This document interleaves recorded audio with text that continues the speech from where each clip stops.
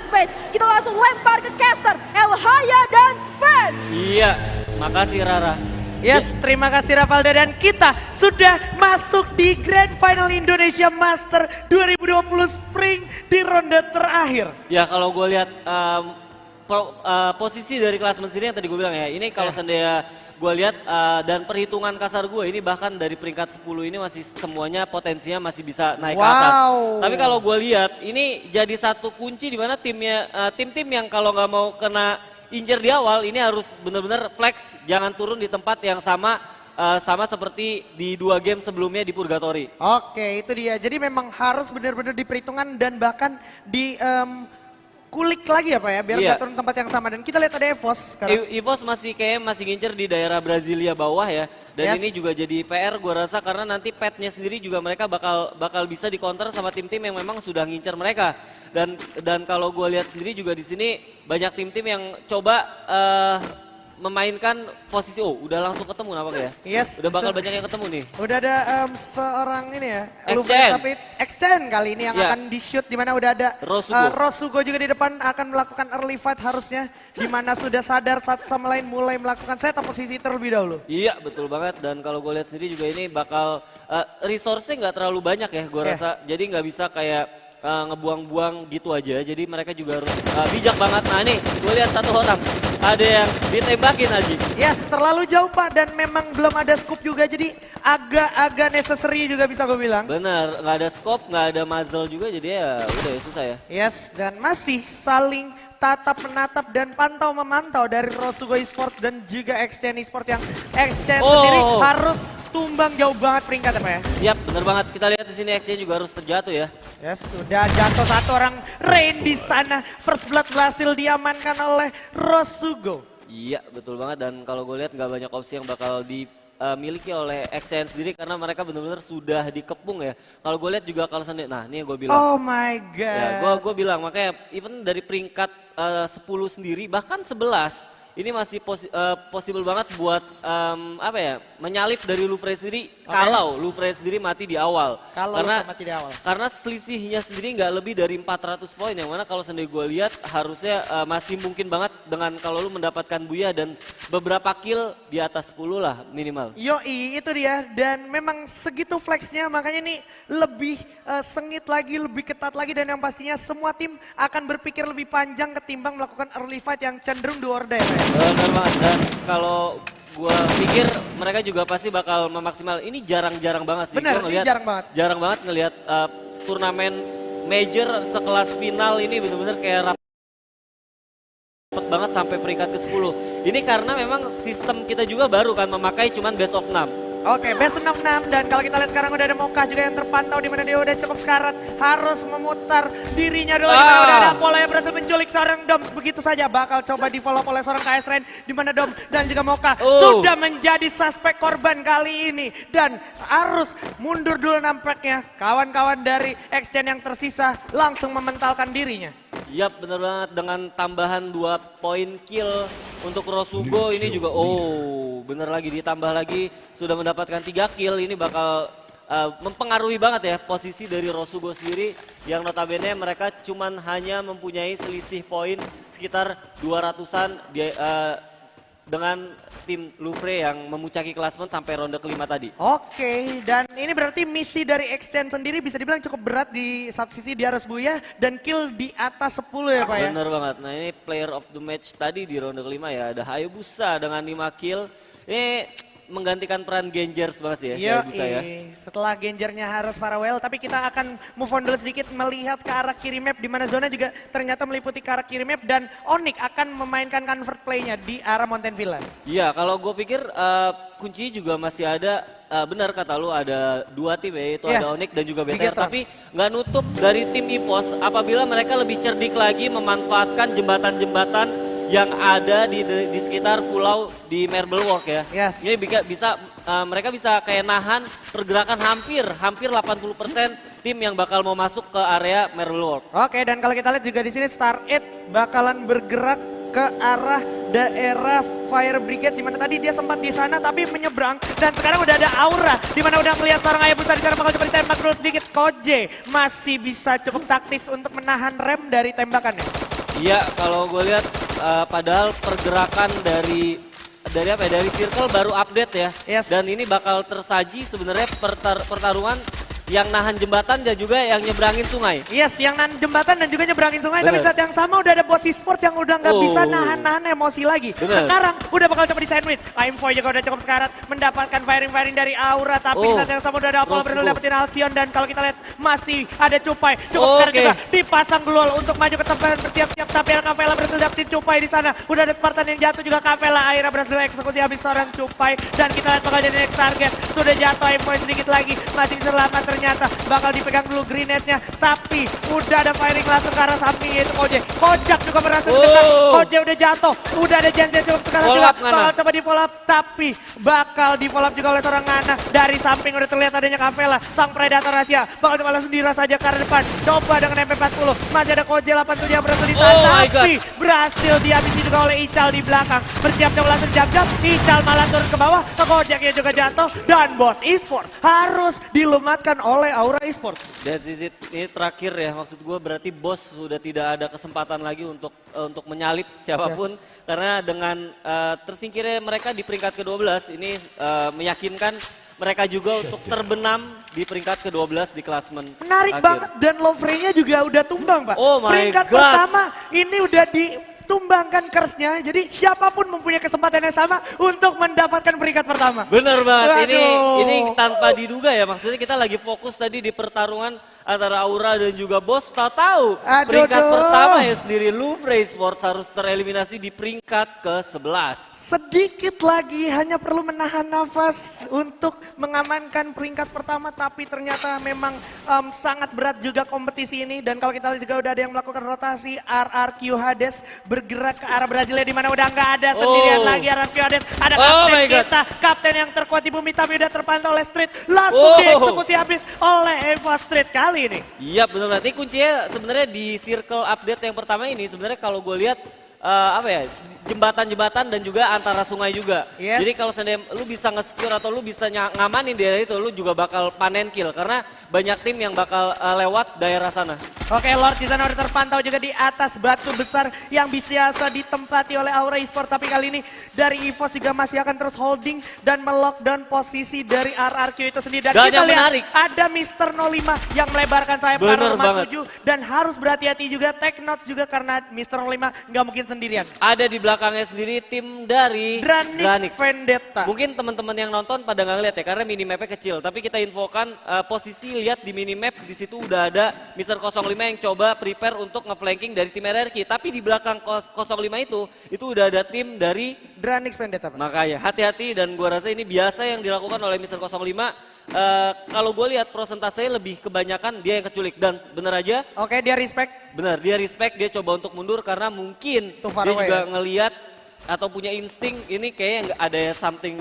Ini somethingnya nih. Ini tim nomor 4 atau Star 8 adalah somethingnya. That's why Mr. 05 langsung sadar dapat call dari temennya untuk regroup kembali. Dan gua rasa juga mereka akhirnya coba untuk atur strategi untuk tahan kayaknya nggak lebih bijak kalau di bawah jembatan karena visionnya juga nggak terlalu bagus sampai akhirnya mereka coba untuk geser sedikit ke bawah ke arah sungai yang mana nanti kalau sendiri ada orang yang coba untuk nyebrang mereka bisa langsung kill mereka. Ini bakalan drama banget kalau zonanya pasti bakal ngebelah 2 pulau Pak. Nah ini dia makanya nggak banyak orang-orang yang coba untuk nyebrang karena ini potensi atau possibility-nya masih cukup luas ya. Karena kita juga baru ngomongin ini circle kedua. Jadi nanti kalau kita ngomongin circle ketiga ini lebih seru lagi kalau ke arah Marble Walk ya. Kalau ke arah Marble Walk, karena kalau kita lihat nggak ada tim di Marble Walk kecuali Bigetron dan juga RRQ, potensinya yang paling cepat. Iya, ngelihat war di field, ngelihat war di Brasilia udah biasa ya. Tapi kalau di Marble Walk sih pasti bakal seru banget. Oke, semakin sempit waktu untuk masuk ke zona berikutnya di mana masih ada firing juga dari kawan-kawan Dranix di sini.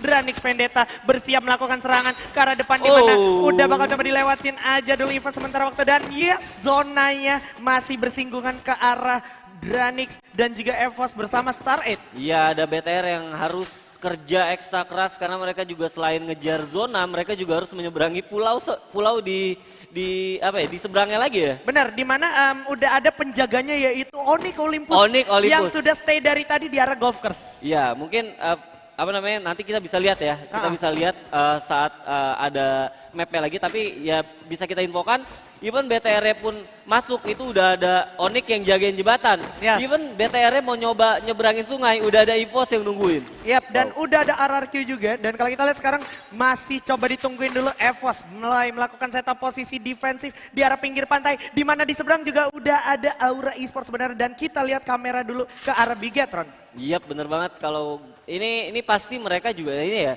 insting-insting kayak gini sih yang harus dipelajarin sama tim-tim komunitas ya. Maksudnya mereka nggak coba untuk direct, kayak BTR sendiri sebenarnya bisa aja untuk masuk. Oke, kita lihat. Internal 5 sudah makan korban 2 sekaligus dengan SPD-nya. Akan kemudian 3 di saat yang sama Center harus terculik begitu lah Hayabusa. Tapi Internal 5 still got the point atas RRQ Lord. Dan Star 8 gua rasa akan mengamankan daerah kompon di arah high ground. Hati-hati karena menurut gua defense di daerah tower ini juga cukup bahaya. Apalagi kalau seandainya kita ngelihat Star 8 sendiri tadi game sebelumnya kalau nggak salah Hayabusa juga menggunakan pelontar kan. Yes, berbahaya banget. Dan kita lihat Father juga berhasil menculik Venom di sana, terkena dan langsung dieksekusi habis begitu aja. Star 8 sudah kehilangan satu membernya dan sekarang posisinya malah menjadi sandwich untuk Star 8 Esports itu sendiri. Iya, karena di atas sendiri ada tim nomor 11 yaitu tim Dranix Vendetta sendiri yang juga membutuhkan poin untuk mengunci dari posisi mereka sendiri untuk menjadi juara apabila mereka juga berhasil mendapatkan buyah di match ke-6 kali ini. Wait, sepertinya kita dapat misinformation di mana sebenarnya udah ada Maung dan juga Gary yang harus dijatuhkan. Ternyata misinformationnya adalah Lovre di sini masih survive. Oh. Jadi tadi kayak ada sebuah room yang salah bisa dibilang dan kita lihat sekarang udah ada satu tim yang bersiap setup posisi di arah rumah labirin. Ini masih bakal ditungguin terus, nggak mau dikasih lepas dan posisinya nggak bakal dikasih longgar Pak ya. Bener banget, ya berarti tadi kita salah lihat aja ya, ada satu orang yang tereliminasi. Berarti potensial Lovre sendiri masih dengan sisa member sendiri masih bisa untuk mempertahankan posisi di pertama nih Aji. Benar banget, dan kalau kita lihat sekarang giliran ada UFV yang bakal bergerak menghampiri Star 8 dan juga EVOS bersama ada Aura juga di sana di pinggir pantai. Iya bener banget, dan kalau gue lihat, gue sekarang kalau ngelihat UAV ini bener-bener nggak langsung ditembak loh Ji. Mereka kayak dibiarin hidup buat ngelihat situasi dari mapnya itu sendiri. Nah ini menarik kalau seandainya zonanya sendiri menarik, malah bahkan balik lagi ke arah Brasilia. Ini bakal ada 1, 2, 3 bahkan 4 tim yang harus masuk ke bener aja. Ini harus ada 1, 2 Dranix Dauntless ya, dan juga BTR Magic yang harus masuk ke dalam zona. Yap, dimana BTR Magic gua rasa bakal mempunyai effort yang lebih karena dia harus melewati pinggiran zona di sentral dan mungkin tadi adalah tim dari XN atau Rosugo Pak ya yang tereliminasi ya. XN tadi masih ada tersisa 1. Jadi kalau XN gue bilang masih tadi ada Boss Esports yang harus tereliminasi dan juga Rosugo yang harus tereliminasi. Oke, itu dia. Thanks banget koreksinya, dan kita lihat udah ada Lovre juga yang mulai bergerak. Udah ada firing, terlihat begitu ya Father. Masih terpantau oleh Zixia dengan Grozanya. Memantau, masih bisa memanfaatkan patahan seorang Father. Iya bener banget, dan kalau gue lihat nih bakal PR banget buat Dranix karena kalau even dia mau direct juga, tim sekelas Star 8 ya yang kita ketahui mereka punya punya atribut defense yang cukup kuat ya kan. Jadi ini bakal PR banget buat mereka atau Dranix sendiri untuk masuk ke dalam zona yang udah dijaga oleh Star 8 Esports. Iya, dan Aura bisa gue bilang dengan poin yang dia miliki sekarang sudah dimasukkan ke kategori aman karena kayak dia tetap bakalan dapat poin kalau seandainya ada tim yang menghampiri dia Pak. Bener banget, dengan 4 poin ini 4 kill ini udah kayak bikin mereka juga punya tambahan 80 poin, yang mana kalau kita lihat balik lagi ke klasmen besar ini juga rapat banget ya J? Rapat ya, itu ada 800 something point untuk Aura, dan kalau kita lihat sekarang udah ada firing lagi. Aura di sini Koje 87 akan recover dulu, mundur ke belakang. Ada firing juga ternyata dari kawan-kawan Everyday dari Dranix Dauntless. Iya bener banget, nih bakal jadi makanan yang cukup empuk juga.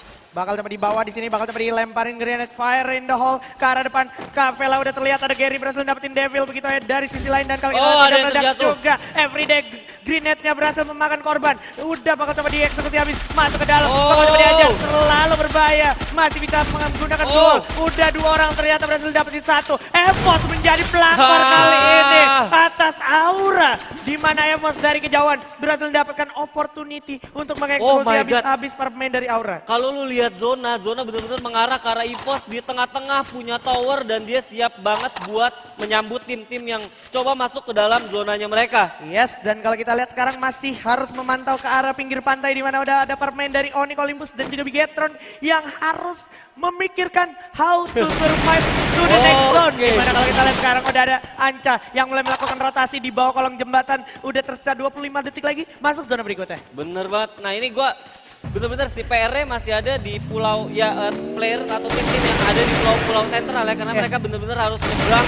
Yang mana kalau nyebrang pun udah ada EVOS yang sudah mendapatkan 1 poin atau 1 tempat di atas tower, Pak. Yes, dan EVOS di sini cukup aman tapi perang pun terjadi di mana-mana. Udah terlihat Theo di sana dengan 1 zipline-nya. Udah ada yang jatuh juga. Jars harus terjatuh di arah rumah pantai. Masih bisa di recover tapi masih ada serangan balasan dari Bigetron. Udah mulai masuk zona ke zona berikutnya. Peo, hati-hati Ikam juga di sana udah terlihat oleh EVOS. Peo udah bakal jatuh. Ball udah ditembak. LG udah terlihat Delta. Peo bakal coba dihabisin. Di sini Ikam juga masih punya glow. Dan di belakang ada XCN tentunya yang akan merepotkan untuk para pemain dari Bigetron. Di mana Regar juga udah mulai terkena down. Masih ada 1 orang lagi. Udah 6 poin kill diamankan oleh EVOS. EVOS bakal nyayur banget karena semua orang pasti bakal coba untuk masuk ke dalam zona yang mana mereka juga udah standby.